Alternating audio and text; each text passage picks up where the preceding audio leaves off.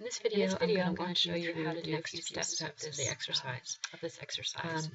So what I have here is a 7 by 7 I'm going to go down to the object and 25 snaps. by I'm going to 25 right click unit square, and I'm going to turn off. This one here is on a layer called shapes. all of them except for endpoint. What I need to do in order to manipulate this is to put it because I want to as a spline or change it to a spline. So I'm going to use the Polyline edit tool. Turn off perpendicular. Select that object and click on so spline. now the only ones on are okay, tangent. You should see that the corners are now. And I'll begin with the line command. When I click on it, here, there are with the endpoint vertices at each of the corners. The tangent point of that circle. Next, what I'll do is I'll add next vertices to it. But before doing so, one thing you might want to check point along this is the object snaps. And I'm going going to turn off tangent this circle. And for this one, I'm going to need the nearest one, so it's going to snap to the nearest point to my cursor.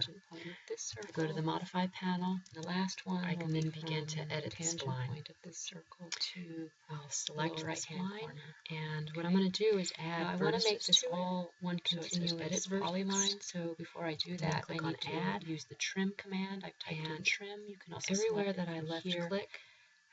I can place 2 lines, a new vertex, will be the cutting edges. vertex. Press enter, and then when it asks me what I'd like to trim, I select. All right, and when I'm done, I can outside of that circle. You can when see I click that the on arc it on the inside here was left. I should see those new and I'll go around and do that for all of them.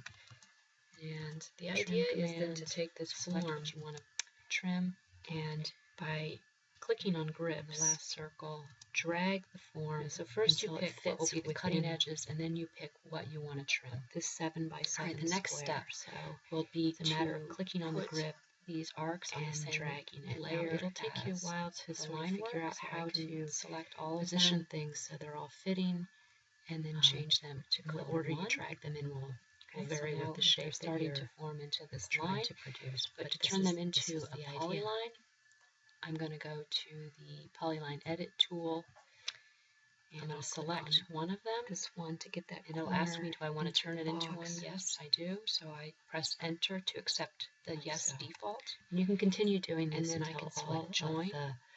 The shape fits within the box. You can also use the join command to do this.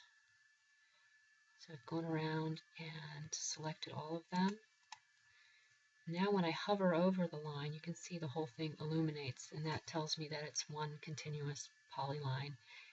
And the last thing I want to do is change the width of that polyline so it's thicker.